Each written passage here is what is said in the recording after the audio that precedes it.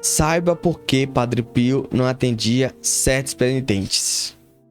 Meus irmãos, em nossa vida tem coisas que a gente busca descobrir e a gente acaba frustrando sobre aquilo.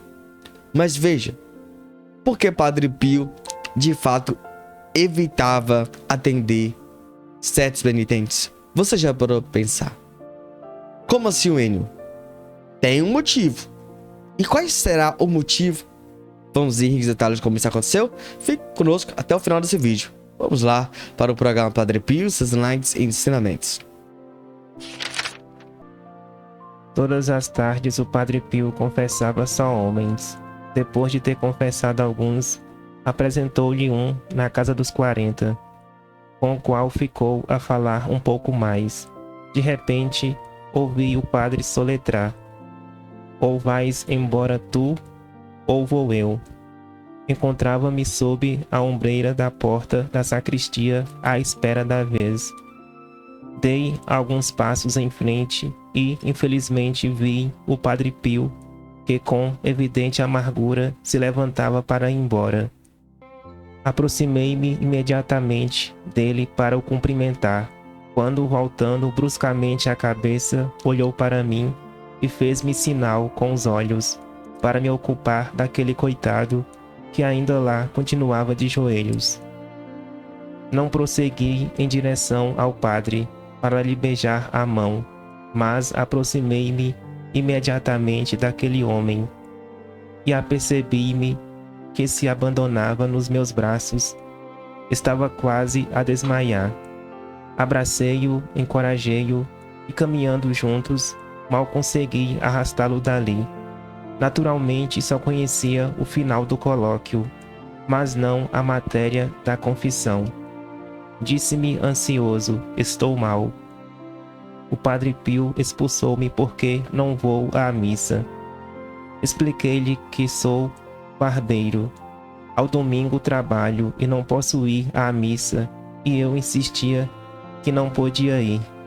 Depois levantou-se e foi-se embora. Sinto-me mal.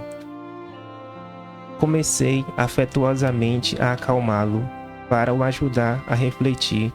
Esforcei-me por fazer compreender não só a gravidade do pecado, como pior ainda, a resistência em não mudar de atitude. O Padre Pio não podia aceitar as tuas desculpas, disse-lhe, que infelizmente tendiam a radicalizar o teu modo errado de proceder, sem mostrar-te qualquer sinal de arrependimento, nem propósito de emenda.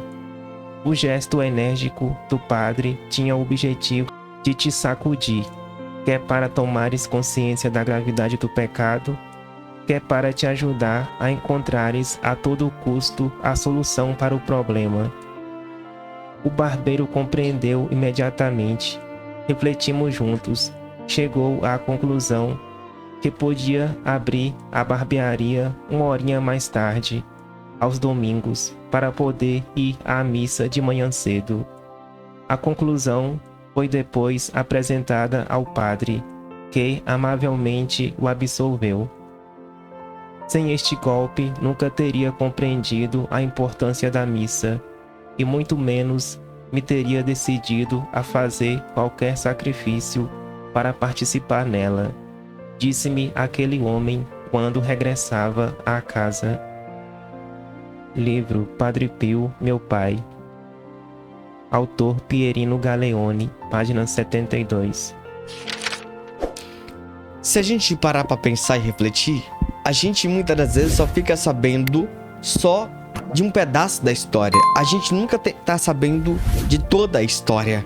E a gente não pode julgar um fato se você só sabe do pedaço da história. E a gente pode cair nessa tentação de querer ajudar o outro sem saber de fato de onde que veio o problema, o porquê aquilo está acontecendo. Para a gente traçar um diagnóstico, a gente precisa de fato saber de todo o fato nos mínimos detalhes.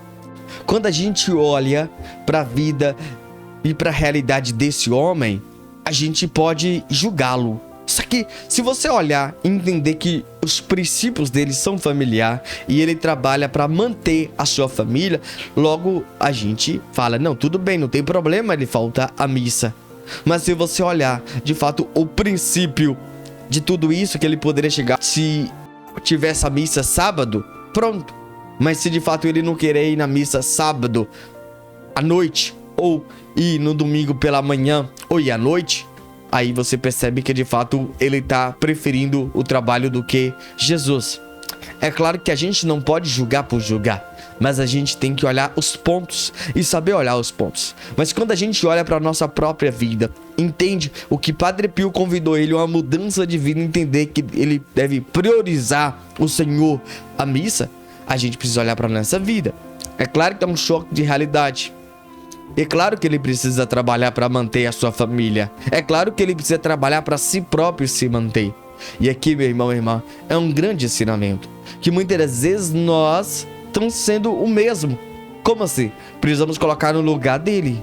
Não podemos jogar pedra nele, sendo que muitas das vezes eu tenho essa própria atitude. Eu sou e tenho essa mesma atitude dele. Então a gente precisa olhar pra gente, pro nosso próprio erro e dizer, eu quero mudar e entender que o outro merece uma oportunidade e eu preciso ser melhor do que ele sempre. É essa atitude que nós precisamos ter.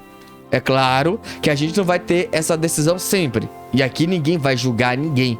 Que a gente, olhando para isso, e a gente precisa cada vez mais almejar o céu e o paraíso. Ser misericordioso e também ser justo.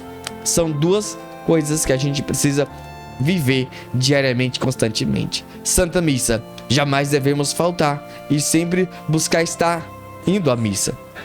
Hoje e sempre.